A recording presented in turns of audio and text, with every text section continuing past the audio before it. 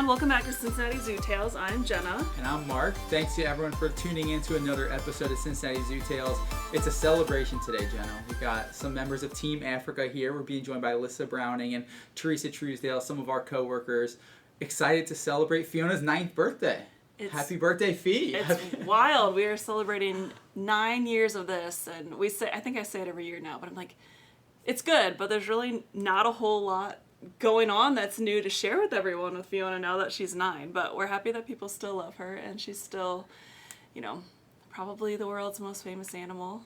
Definitely the world's most famous hippo. I know Mudang kind of made a run at her this year, but yeah. I think Fiona's still got some popularity. True. But I haven't heard of Mudang since. Like, Mudang had their moment, and Fiona's still... Mars is trying to come up on her coattails. Mars is a new popular one. Wait, I've totally missed Mars. Oh, yeah, fill you're me not in. on social media. No, fill me in. Mars is another pygmy hippo baby. Okay. Which just makes it totally different. Yes. But because they can go in with him. He's very stubborn. He never likes to go inside. Where is Mars at? Oh, gosh. Tanganyika Wildlife Park. Yeah. And so they have lots of funny videos of the mom goes inside and then he just stays out and the keepers have to carry him in. Oh man, yeah. I know what I'm doing after this podcast. I'm looking up videos. Yeah, he's very cute. We have Alyssa and Teresa here, and we just wanted to talk about Fiona, give the few updates that we can think of, share some of our favorite memories, and get ready to celebrate her 9th birthday. Recently she's been doing pretty well. There's not a whole lot to share. She's still just right around 2,400 pounds. She sometimes goes a little bit under, sometimes is 20 pounds over, but she's still a little bit on the chunky side. If we want to, really consider her health, she is on a diet. So while she's healthy, we just want to make sure that she doesn't, become overweight with her small stature, her frame, her height and her length is not as large as a typical hippo her age, so we want to make sure she doesn't get too much of a belly and end up with, arthritis or other issues. So as much as we love her, and there's no body shaming, we just, we have a nutritionist on site that tells us what we should feed her, and so she's on a little bit of a diet still, and kind of maintaining that 2,400 pound mark. And I personally do not think she's going to grow or end up being, what a quote-unquote typical size hippo is, but I don't know. Do any of you have other opinions on that? No, I don't think she's going to ever be the same size as BB or any other female. I kind of think she's done growing, honestly. She hasn't really changed much. She's plateaued a lot over the last 12, maybe 18 months or so. I feel like I should have gone back to not much her has changed. Yeah. 8th birthday. I think she was right around 2,400 pounds. So I don't think much has changed there. She still gets along with everyone in the bloat. She's definitely, still getting used to, or she's gotten used to it, but learned that she doesn't get all of the attention at the wall these days. Still, Fritz pushes her out of the way. BB's always going to be in the middle. But she still gets plenty of snacks, tons of attention, and she still comes up to the wall with them. But yeah, Fiona's, doing well. She's, I would say, considered an adult hippo at this point. It's hard to think of her as an adult, but she's not a baby anymore. Yeah, like you said, especially the way she interacts with the other hippos, it definitely seems that way. Like, she's not babied by BB the way she used to be. Fritz is the golden child for now until Fritz outstays his welcome. But yeah, we'll see how long that lasts. And I know people always want to know when Fritz is leaving, and we still don't have any timeline or any place for him to go yet. So thankfully, Tucker is an amazing adult male hippo that is very patient with Fritz, and Fritz still submits to Tucker, so we don't have any issues with those two getting along. It's definitely tight with 4 hippos, and it keeps us busy, especially in the winter when there's a lot of dung showering done by Tucker. I'm very interested to see when Fritz starts to dung shower. That'll be a mess. Yeah, oh my gosh. Having 2 of them. I can't even imagine, honestly. It's going to be a disaster. I need to look it up, but I don't know the exact age. We say that males are typically reproductively mature, like 6 to 8, but if there's another adult dominant male, I don't know if they would suppress them? Yeah, if he would try to start marking his territory, or if it's like Tucker's the boss, and if he weren't there, Fritz would already be doing it. But I'd say the newest thing with Fiona is her new blood draw behavior. We used to get blood from her tail, and it was always tricky. It's a sensitive spot. It's a very large muscle that we have to hold her tail straight out so the vet techs can poke her straight towards her tailbone. There's a vein that runs along there, and she just didn't love it. We've gotten blood from it, enough times, but it wasn't something she loved. And after seeing how well Fritz did with his blood draw from his foot, and with Fiona's length, she doesn't necessarily fit in the area where we were getting blood from her tail at as well. So there's just like the way the gates are and where her tail lines up, it was getting tricky to kind of find the best way to have a good space to get to her tail. So anyways, decided to try getting blood from her foot, and she is a rock star at that. So she doesn't mind her foot being poked. The only issue is the vein is much smaller and a little bit trickier for our vet techs, but Fiona, she doesn't flinch and doesn't cause any issues for us there. So she's learned that new behavior, and I feel like she learned it really quickly too. Yeah. Like she picked up on it so fast. I thought it was going to be a whole ordeal when you're like, we're going to change the blood draw behavior. We're not going to do it from the tail like we've always done it. And I'm like, man. Yeah, it just seems like such a sensitive spot too, Yeah. like the foot. Yeah, I know. I was surprised that they tolerate that as well as they do. for years I was like, I'm never trying from the foot. That sounds awful. Just thinking of my own foot, the top of my foot Yeah. sounds horrible. But yeah, they don't seem to mind at all. She definitely prefers it over her tail. Like her tail, sometimes we would just touch it and she'd, flick it away. And her foot, I mean, unfortunately, like I said, it's a blind stick, first of all. And then the way their skin is so tough, and it kind of, our vet tech describes it as a drag. Like when you put the needle in, then the needle goes through the skin, but it kind of drags with it. And then it's like just a hard stick to find the vein. To gauge, and to know exactly how deep to go, even though we have an idea of where the vein is now. We did do an ultrasound on her foot and, had a rough idea, but it's a very small vein. So that makes it trickier. So sometimes Fiona's getting poked multiple times in her foot in one session, and she doesn't react. So definitely. Maybe they just don't have as many nerves as we do, or Right. or think I don't know. Or, It's I mean, just they're very- so tough in general that maybe it's Well, just. and I mean, they're built to walk on gravel and hard surfaces in the wild, so maybe they just adapted well to that. Yeah, honestly, like, sometimes when I'm feeding out hay, I'll get those little, like, sticker, like, seeds or whatever they are in my fingers. I'm like, how do you guys eat this? This would be I think that all so the time. uncomfortable. I'm like, ow, I got a little teeny thing out of my finger, and they're just chomping away at it. So they're definitely much tougher than I am. That's for sure. I wonder how much of it too was like like you mentioned, kind of like the awkward positioning in the chute where we would draw blood from her tail, because like she had grown out of the most comfortable position where it was really easy to line her up, and we're kind of having to like horizontally angle her, and I think it was a little bit tricky for her to understand what we wanted from her, and then I mean, all at she once, picked but- up on the angle thing pretty quickly, but then when we would hold her tail, and like, she'd have good days where we'd poke and we would miss the vein, and then days where she just wasn't participating, and it just seemed like it wasn't the best thing. And like I said, Fritz did so well. So Fiona continues to love most foods. Favorites are obviously sweet things like watermelon and cantaloupe, and pumpkins are special treats that they get every once in a while. It's easier to say what she doesn't like, which is like the acidic foods like tomatoes, and she's like had pineapple, but I don't think she loves it. Same with strawberries. I don't think they love strawberries.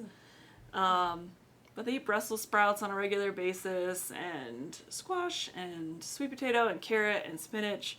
Those are some of the produce items they get. And then they also get an herbivore grain, Timothy hay, and romaine lettuce every single day, which it's kind of wild what they'll do for just a piece of lettuce, but very food motivated. I don't know. Do you guys think she has a favorite, or I think it's hard to say, because I think it's fine. it's not like they love Timothy cubes. And the beet pulp. Beet as pulp. well, yeah.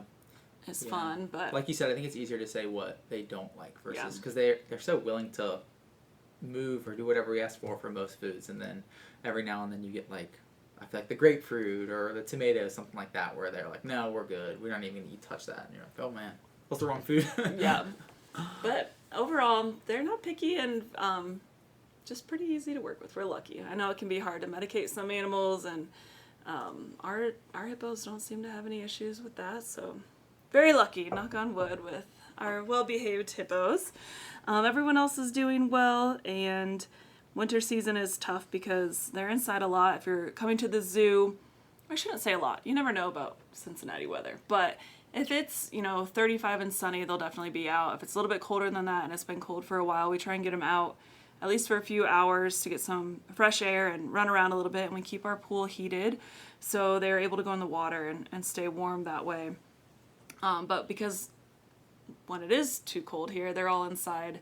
It's a lot of shifting hippos around and cleaning up a lot of Tucker dung showers all around and a lot of pool dumping. With 4 hippos, our filtered pool inside struggles, so To keep up with it it, yeah. ends up being a bit of a dump and fill pool, but it is filtered. But yeah, so I don't know about you guys, but I thought it'd be fun to talk about some of our favorite Fiona memories over the years, and it can be from when she was a baby or when, even just this year. Or does anybody have anything that comes to mind first? I do. Yeah. When I first started working over there, she was 2, and I walked in the building one morning, turned the lights on, and started doing things, and I didn't immediately acknowledge her existence. How dare you. And she let me know about it. She started climbing the gate and snorting and just bellowing, and Jen, the dive supervisor, came out and went, "What is wrong with her?" And I'm like, "Well, I guess I didn't say hello." So I went over and acknowledged her, and she was fine after that. I'm like, okay, well, noted. Say hi first. Yes, she's used to all of the attention at all the times. But in the years since, she's learned that doesn't happen as quickly or as often all the time anymore, which I know is sad for her, but we promise she gets plenty of love still. Yes, she does. I do think it's interesting. They used to bellow. I felt like if we left in the winter, you'd the door would close and then you'd hear them immediately call out. And either they're letting each other know, oh, they're gone, can do whatever we're doing, or they're like, wait, come back. Yeah. I had them do that. I don't work hippo as often as everybody else, I feel like, but the last time I worked over there, that happened, and I didn't know if it was a normal thing that Tucker would do, you leave and he bellows. And I was like, oh, okay. Yeah, it's totally normal, but I don't know what it means. Yeah. That is interesting. Yeah, so I'm in a similar boat to Alyssa, where I kind of got to be a Fiona fan, obviously, before I started to work in the department. So I'll just never forget the first time I met her. I was fanboying out. I had volunteered in the department for a little while, and I started volunteering at the giraffe habitat and the savanna habitat, where we usually start fresh volunteers. There's no dangerous animals in those areas. It's a little bit safer space to learn kind of the trade. And then I'd been volunteering in the department for maybe a couple months, and one of the keepers was like, "Hey, I need to stop over to Hippo. Do you want to come see the hippos with me?" And I was like, "Oh, this is the time. I'm probably going to see her." What year was Yes. This would have been 2018. Okay, so This she was would have a been year old. January, maybe February of 2018, because I started volunteering in the winter of 2017. So she was right at a year old, and I want to say she was maybe 500 pounds. You might remember better than I did how big she was at that age, but I want to say she was 400 or 500 pounds, and I thought she was just so little. Even at 400 pounds, she just looked like a Yeah, young compared to baby. Yeah. Yeah. Huge. Yeah, I forgot to mention, her birthday. I don't know if we need to tell her story anymore. Why she's so famous. People listening probably You may as well know. give a quick refresher. Yeah, quick refresher. She was born January 24th of 2017, and she was at least 6 weeks premature. And the reason I say at least 6 weeks is because our Hippo Cove habitat opened in the summer of 2016. So we didn't even have hippos until June, July of 2016. And so the male and female, Henry and BB, were not introduced until July of 2016. And they bred the entire month of July. So if BB got pregnant at the beginning of July, then Fiona was 6 weeks premature.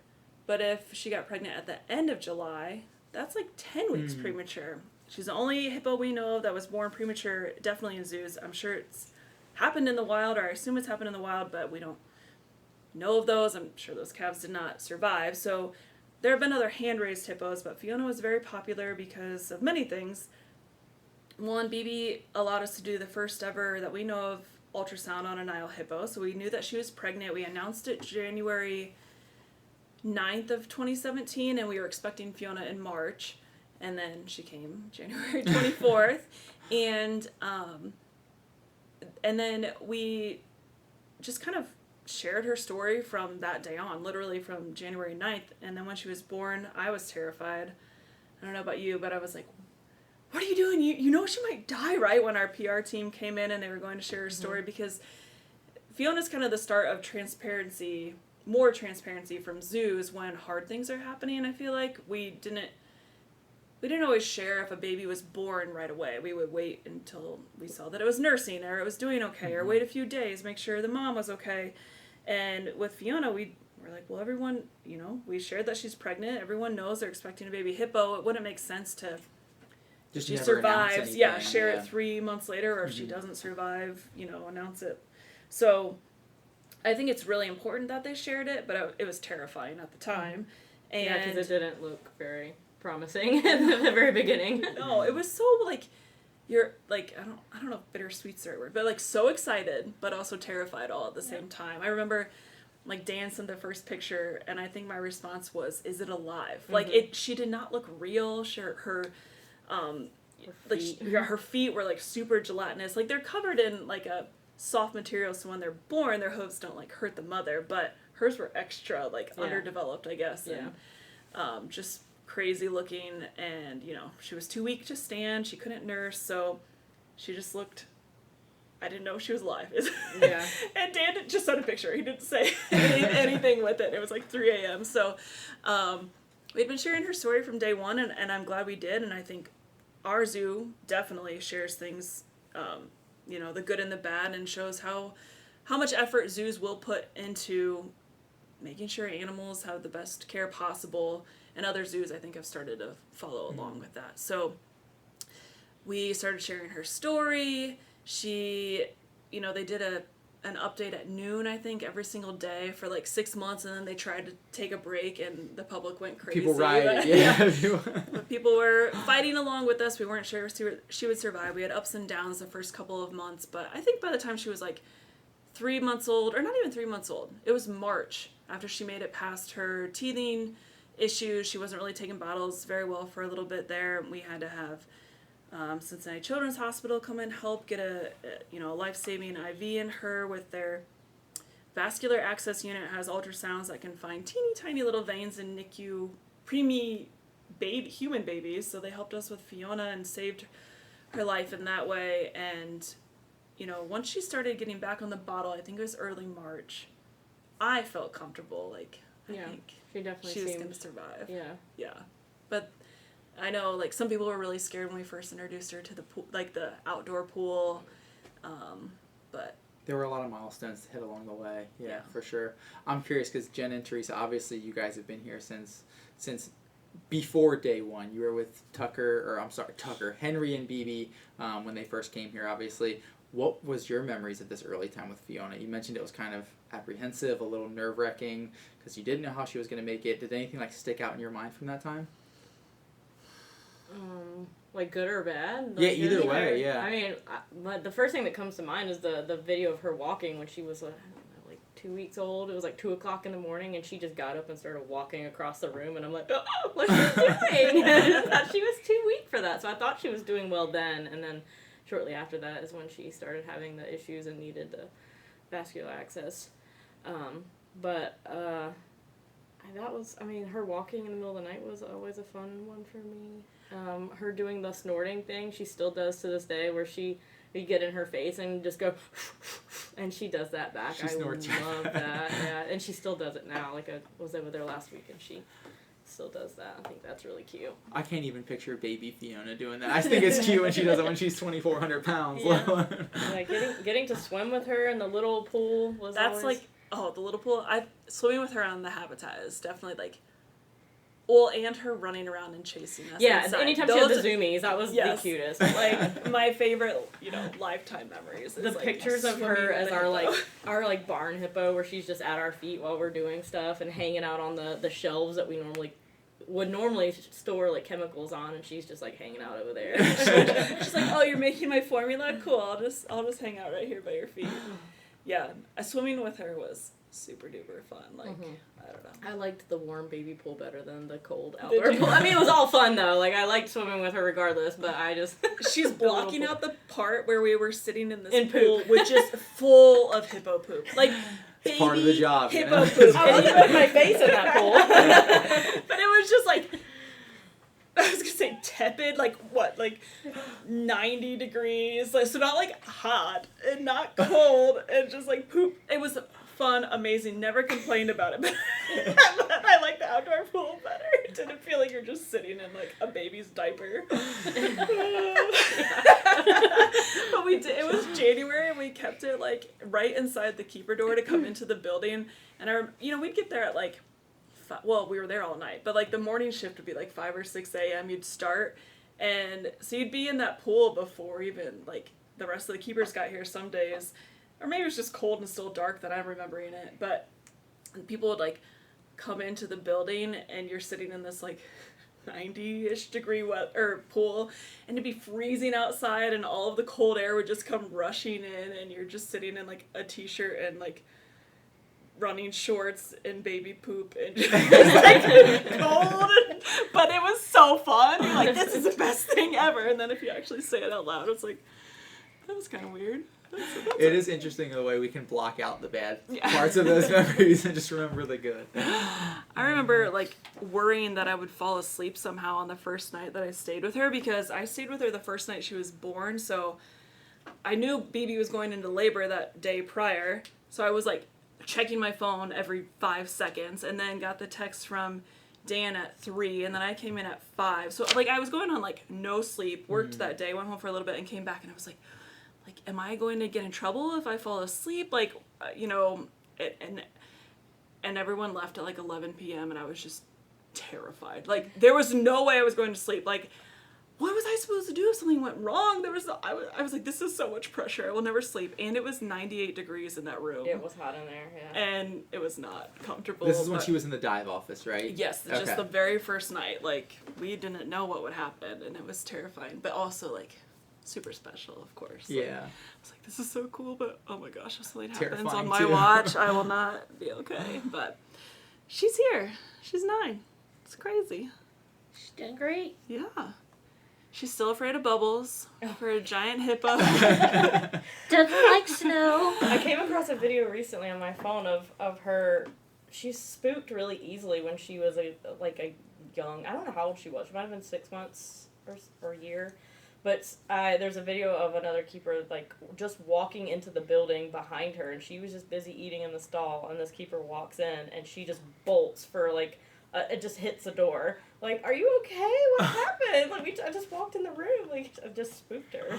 Out of all the hippos, she spooks the easiest still to this day. Yeah, it's like why do bubbles and like somebody sneaking up behind you? I guess it wasn't sneaking, but Right. like just coming up behind you scared you that bad. Who knows? Maybe. She's not like that anymore, though. Really. I mean, like, Besides the bubbles, I guess. not in the sense that she spooks often, but if a hippo's going to spook, it's going to be Fiona. Like, she's either off in her own little world, or maybe, we don't know, she's so premature, maybe her hearing isn't as stellar, so, like, she doesn't notice things as often, but, like, I remember not too long ago, they were putting lights up for Festival of Lights outside underneath the Hippo Cove, like, awning or whatever, and there was a ladder out there, and she started to walk out, and then she's like, oh, what is that? And just stares at the ladder and wouldn't go outside. So there's like, it's Real interesting. triggers. That is weird. Yeah. They're all pretty Sounds brave. like giraffe but behavior. Yeah. Yeah. She's like, I don't know what that is, so I'm not sure I'm going to go towards it. Yeah. So Fiona's, people fought along with her underdog story. She's made a lot of people really happy. She's had visitors from all over the world. She's been on morning talk shows and Animal Planet and local news stations, and there's been so many things. Books, beer, t-shirts, Plays. plays, yeah. Things done after her, and she's definitely helped the hippo community. I feel like people care about hippos a lot because of her. It's always amazing to see her reach. Like, I was going to ask you guys, what's the craziest place? Like, we do these hippo tours for that, the public can, fingers crossed, hopefully get into. I know they sell out in like 5 minutes flat, but what's the craziest place you've had someone visit from a tour? Like, I recently, not recently, maybe it's been since the summer, so 6 or 7 months ago now, but a couple was here from England just to see her for the tour, and I was like, you guys flew to Cincinnati, Ohio. Like, of all the places you could have gone, you came to Cincinnati to see Fiona. It's incredible. I know Alaska is probably the most recent that I can think of furthest, but I know like somebody from Singapore has been to see her. I know there's, I should have asked, our behind the scenes team does a great job of keeping track of all of the data. places, that people come from to see her. I can't think of like another Singapore's pretty country crazy. That's- recently that people have been to see her, but I know I had one visitor behind the scenes tour. This was their 4th year in a row to do. wow. Oh, wow. Yeah. Surprised it got in that. They're lucky. Yeah, so many Yeah. people try every year and haven't gotten any, so it's amazing Yeah. that they've gotten 4. It is crazy. The website has crashed so many times, and I know it's really frustrating for people, but she's so popular. The tours sell out in minutes, literally. We're not exaggerating that. And yeah, she's contributed to conservation through that because we do these tours, and 50% of our proceeds the zoo is able to send to nonprofit organizations. And with our hippo tour specifically, we support vulture conservation through an organization called Volpro, which is amazing. I highly recommend you check them out. And Uganda Waterway Foundation that protects the waterways in Uganda, so hippo conservation mainly, but any animals that are living in that area or where hippos, that habitat I should say. There are rangers out there, protecting them on boats and doing their best to keep them safe from poaching and other animals, safe from snares and all sorts of things. So it's really amazing that the zoo and Fiona and all of the hippos, but Fiona has obviously made the biggest impact on drawing people here, are helping wild hippos and lots of wild animals. So the tours are amazing for you to get to meet the hippos, and they're amazing for conservation. Are there any other memories you guys can think of that you wanted to share? Like I said, swimming with her was amazing, and like in the evenings when we would first open up the I guess it wasn't the evenings. I don't know why I'm thinking evenings. But when we would first open the doors for her to go outside, when we were still swimming with her and she would go out, like there would be you could hear the crowd, like they were waiting for like a concert to start. It's like shoulder to It's shoulder like a rock out star there. just walked out on exhibit. Like 12 people deep, the whole area full. And yeah, it's just, people would go crazy when they saw her. And that was always so fun. And I think BB always deserves more shout outs, like the science she's contributed to, like allowing us to do the ultrasound, and then The saliva collections. Yep. Well, the milk collection. that's what I was gonna say. That's one of my favorite facts. That's like, I always think as zookeepers we have the best if you did like 2 truths and a lie, but you would have to do it with non-zookeepers and like people you don't know. But like the things we can say, like, so one of my favorite things that I can say is I've milked a hippo. Who Which can is say insane, that? yeah. Like, I don't know how many people, 10 Single people. digits people. Yeah. So BB contributed to hippos through the milk. We were able to collect a little bit of milk. We gave some of the colostrum to Fiona, but then also sent the majority of it off to the National Smithsonian has an exotic milk repository, and they analyzed it for us and told us the carbon, protein, and fat content.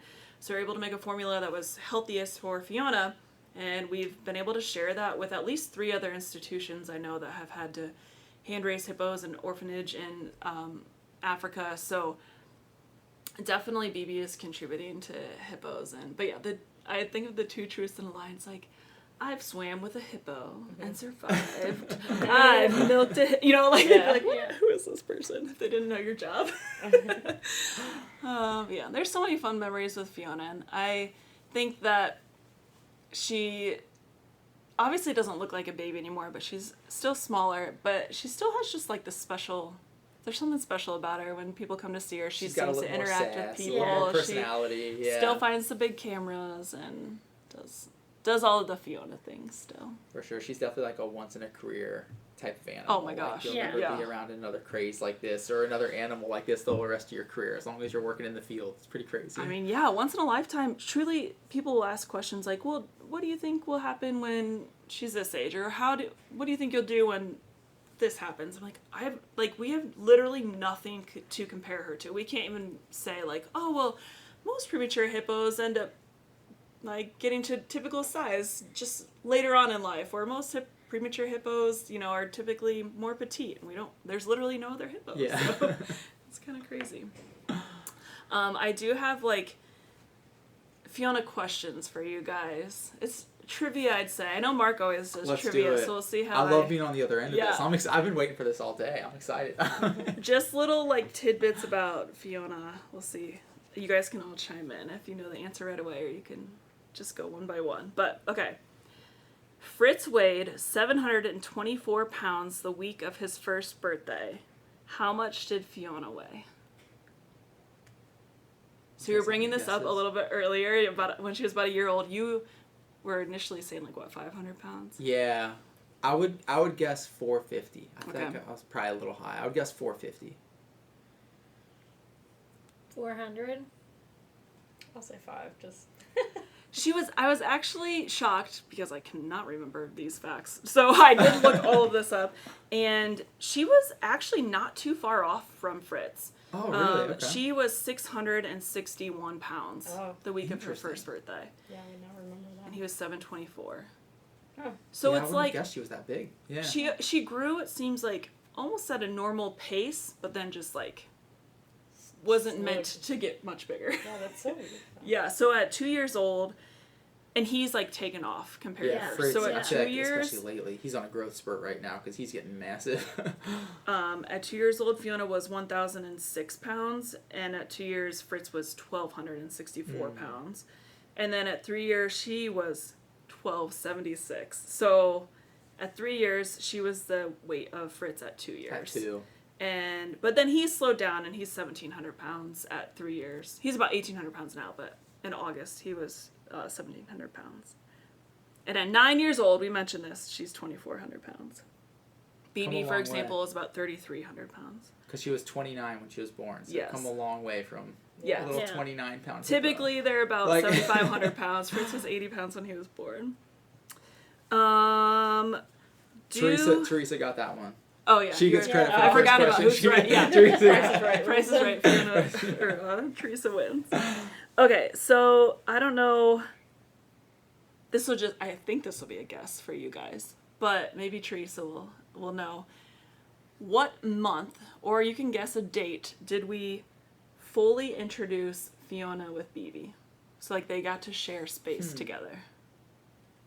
I don't remember a date, but maybe like April or May. I was going to guess, I wasn't here for this, but off the top of my head, I was going to guess earlier than that. I was going to say like March 24th. Huh. 2 months old would be my guess. I would say 5 months old. Lissa, you didn't give me a month. 5 months. So I'm doing math in my head. I think is the winner.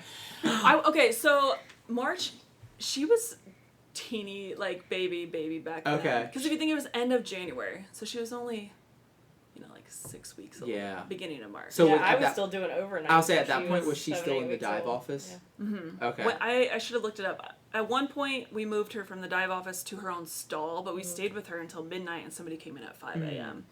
But yeah, I don't remember when we stopped overnights altogether, what age she It was probably somewhere between 6 and 8 weeks. Okay. I think It felt like longer than that, and then, like... Yeah, I think it was somewhere moment? around there, or maybe it was stay until midnight. And I don't remember. Isn't it I think crazy? I usually tell people I did overnights till 6 weeks, but it might have been like I would stay until midnight and then left at around 8.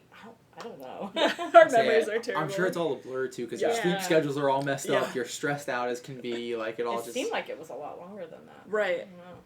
So she was first introduced where we actually so we did howdies, and so she got to see BB.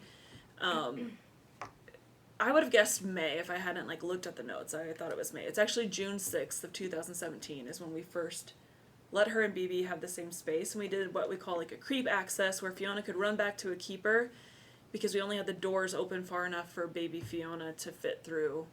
And she did. The first time she went up, she went nose to nose with BB and then ran away and came back. But BB was very good and all the intros went well. But so June 6th, she would have been like 4.5 months Yeah, or so. almost Yeah, 5 at that months point. Okay. What was the theme painted on the wall for Fiona's first birthday? We used to have our volunteer enrichment committee do these amazing detailed paintings on the walls. Now that we have 4 hippos and Tucker pooping everywhere, we don't do those paintings anymore. I I'm trying to pull up my phone and like go through my photos, so I don't remember. You could find it pretty quickly. There's been so many themes, I don't remember. What was the theme? I have no idea. It's really cute if that's like It's like hint. unicorns. That was one of No, them. that was- I think know, was that's her- what I could think of that Yeah. one, but I don't know what year that was. I think that was her second. For some reason, I was gonna guess watermelon, but that was Fritz's watermelon Oh, day. yeah. Like I'm like mixing the two of them up in my head. I'm gonna guess fruit Okay. themed. Give a guess. A cake. A big cake on the wall with a Oh, okay. birthday I was cake. like, You that's know, not a theme. Yeah, she did get a a cake. big birthday cake. You know. Gotcha. It was baby zoo animals. So I don't know if you guys Oh, okay. remember. Like, there's a book too, but it was basically all of the Fiona and Friends, right? Yeah, like Okay. so baby animals painted on the wall. I'll show you guys pictures after. I'll say we'll have to see some Yeah. memory. It'll jog some memories. Yeah. Speaking of, there have been many books written about Fiona, but there is one specific author, Richard Cowdery, who's done a lot of her books, and it's like Halloween and Christmas and Valentine's Day and Fiona's first day of school, those sorts of books. How many written by Richard Cowdery books about Fiona are there? 4. I think they're like 10. I'm gonna do the Price is Right. I'm gonna say 11. You nailed it! There was 11. Yeah, it was Let's go. 11. Yeah, Wow. it's crazy. Those are that many. Right, and those are just his. There are so many Yeah. others. So, Fiona, Wow, that I is did get to crazy. meet him once. did you? Yep. Yeah, I've never met him, but I know he's a big Fiona fan. Yeah, I showed him Fiona Oh, actually. nice. Oh, Yeah. okay, when he was Yeah. here. Yeah. I was like, I could have swore he came to visit one Yeah, time. Yeah. I did. I showed him That's Fiona. awesome. Nice. Okay. One of the most popular videos of Fiona is the one of her learning to use the ramp. This is a 2-part question. So we had that dog ramp that we had going up to our tepid poop baby pool. And so 2 parts are, how much did she weigh at that point when we decided she needed a ramp? Because it was getting trickier for us to pick her up. Okay. And she has that blood sweat, like she was kind of slimy, but Slippery, yeah. and how many views did that video get on Facebook alone? No other social media platform. So Fiona learning to use the ramp. I don't know if you remember, she used like kind of lays down, just plops down in front of it once. That's where the and then- photo is of her, right? With her feet by her face. Oh, right? yeah, I don't know if it's that Yeah. exact one, but yeah, that's the ramp, and that's a very cute photo. And we're kind of like trying to guide her up there. Eventually, she did it really well. Yeah. I think, I want to say she was probably closer to 60 or 70 pounds before we decided she was too heavy to pick up. For some people, at least. Okay, and your guess for how many views? 2 million. Okay. I don't know. I'd say 60 pounds of 1.5 million. Okay. I was gonna say, just off the top of my head, the first number that jotted in my head was 50 pounds. Okay. So like that's a grain bag, right? Like a grain bag can be annoying to pick up right now, and let alone if it was slippery, covered She in was blood way sweat. more fun to That'd pick be. up. I would hope so. Right now, throwing her That's Yeah. one of my either. memories. I remember I asked Michelle, I was like, before she gets too big, will you just take one last picture of me? And I like lifted her up to my face, and I'm like in the Aw. bathroom with her, and it was, yeah. I'll say 50 pounds and 4 million. Okay. You guys are so low on the views. Do Uh-oh. you guys want Wow. to re-guess? Wow. 10 million. Okay. 12 million. 20. Okay. She was 73 pounds. According to the video's caption, it said she was 73 pounds on the day we introduced that ramp. And it has Teresa, you were spot on with that then. Okay. Yeah. 22 million views. Wow. Let's go, On Fee. Facebook. Let's go. Isn't that crazy? Now it's That's about. awesome. I hope. Hopefully, people go watch it now. Yeah. Look at more. Yeah, 23 million. I'm No, gonna go back and watch some of these videos I know. now. That's so fun when I do forget that. all this stuff. I know. You know, I drag on myself because I take my phone out too often. I take too many pictures of my kid, of the animals. Before Lincoln, it was all animals. But then my memory is so bad and it's so special. It's like, thank God for these Yeah. videos and photos to help me remember and just for fun to have there. But I do remember one other fun time was we used to just kind of hang out with her inside and play with her, and Wendy and I had been just like trying to get her to like run around and move and stuff, and we were just like throwing hay up in the air, and she would just like run under it, and she'd just be covered in hay. And then that purple like physical therapy ball thing where you'd push it towards her and she'd just like go attack it and then take off running again. And I don't know, she's so fun. Oh, that just reminded me of like there's a picture of her sleeping on a pool float. It was like a bed for her. Yes. So cute. Like Yes. she was just like, it was a little perfect little hippo bed. Like she just loved sleeping on this little rainbow colored pool floaty. She had a lot of comfort. Our laps, the pool float. I know, it's crazy to me because obviously I wasn't around for Fiona's first little bit, but even being here for Fritz, and like you mentioned, Fritz was, 80 pounds or so when he was born, and I thought he was just like the smallest hippo that ever existed. Right. I just can't even, like, in my head, physically can't imagine 29 pounds. Like, that's insane. I mean, wish I he had a looked better memory teeny of it. tiny, and then he wasn't when you had to pick him up. Yeah. almost 3 times her Yeah. starting weight. So that was all my trivia for you guys. Is there anything else? Any other memories that popped up we should reminisce on? There's that picture of her sitting in the shower on the yeah. wall. Oh, yeah. And, you look at it, and because I wasn't there to actually see it, I didn't really understand the size. But then when you looked at that shower, you're like, she's really tiny, because that shower's not that big. Yeah. Yeah, it's like maybe It's not a 3 tub feet shower. long. It's like a Yeah. standing Like a shower. standing Yeah. shower. And you realize, okay, yeah, she was tiny Yeah. being there. Those were the best days. She would just follow us around, and she loved water, so I just went in there and she followed me in there, and I turned the shower on, and she was just like, sounds good. Got in. Just like Running water, I'm there. yeah. And then she plopped down, so her belly covered the drain perfectly, and it just started to overflow. And then when she would leave the shower, you just see her little footprints like going out to the kitchen. Yeah, those are always some of my Those favorite are the videos and days. photos to see. Because, Yeah. like, as a zookeeper, you're programmed, right? Like, if you see an animal in the keeper area, it's like, this is a worst case scenario. I let an animal out. I'm getting fired tomorrow. Like, what just happened? But then all the photos of her is like, no, she was meant to be out there. She was allowed. No, and when you get those situations, obviously, it's not ideal. We always want them to be able to be raised by their mothers. But, like, when you are hand raising an animal and there is an animal that's supposed to be in the kitchen, it's so exciting. Yeah.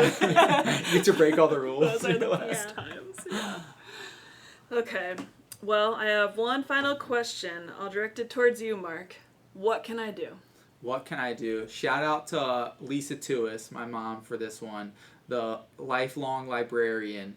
You can go to a library. Lissa, we were chatting about this right before we started recording, and Lissa was saying how good of an idea this is because, it's so environmental. You don't need to buy a book from Amazon every time you want to read a book. You can just, there's libraries. I know in Greater Cincinnati, in Northern Kentucky, we have a great library system. There's libraries locally you can go and visit. I'm sure no matter where you are in the United States, there's a public library system near where you're at. So you can go rent a book, rent DVDs, rent video games even. They have all kinds of stuff there. Any kind of physical media you want, you can go rent it. And that way you don't gotta buy it, waste paper, waste packaging, waste shipping, all that kind of stuff. So, yeah. I don't know about you guys, but going to the library is like my me time. Like, it's like so relaxing. Like, just going and browsing the books, and like, I love going to the library. But you can also It's find peaceful. Fiona books there. There's Yeah. Fiona books at You the can library. find books Yeah. to be a better And they steward of the do earth. activities with kids all the time. Mhm. you Oh know, yeah, so it's free Yeah. and free learning. activities and- Yep, good way to get out of the house, Yeah. save some money, and I take my son there every Tuesday. And they have computers, Yeah. that Yeah. if you don't have access to the internet, they have computers you can use to write a resume or look up jobs. also I go there to print things every once in a while because I don't have a Yeah, printer so they at have home. printers. They have all kinds of resources there. Yeah. Yeah, I love the library. And I'm a huge fan of Hoopla, which is an app that you can connect with your library card. And we've recently done 2 Fiona little like ads for her Fiona books are on Hoopla. So Oh, anybody, okay. any big Fiona fans, they could get her books at the library or Hoopla. And yeah, I think libraries are amazing and we should support them. And it is very environmentally friendly and helpful to communities for sure. Definitely. Shout out to all the libraries. Shout out to all the librarians out there, especially mom. And your mom. Especially mom. Well, thanks everyone for listening. Weather-wise, I don't think we're going to be able to do anything huge for Fiona on the actual day of But don't worry, she did get to celebrate. We did give her a cake, and there will be some videos shared, of course. But right now the weather's looking like they won't go outside that day, so I don't think there will be anything for the public to come see on her 9th birthday. That's the one downside of being born in the middle of winter, Right. you know. It's like birthdays are hit or miss. We Yeah. don't know what the temperature is going to be like here, so. Yeah, hopefully next year for 10, we can go all out. Hopefully get a wild 50-degree day. That'd be Have it incredible, like wouldn't it? her first birthday, do you remember that? There were like lines Yeah. to come Like down time Hippo ticketing. Cove, and yeah, it was wild. She Or was there so was that lucky. time we had, 5,000 apples in the... Oh, yeah, yeah. we did the apple race. I forgot about that. That was crazy. And I believe at the time this is going to air, I think on the 22nd, the giveaway, the thing you can win, it will still be going on. So you can check out the zoo's website for the chance to win a meet and greet with Fiona, airfare for 4, a hotel night at the Summit Hotel, a chance to meet Rico the porcupine, and like a tour with Thane Maynard. So I believe this will come out in time. I think it goes through the end of the month. I think it's $9. You get a chance to meet Fiona. And I think it's $9 admission actually on her birthday as well at the zoo.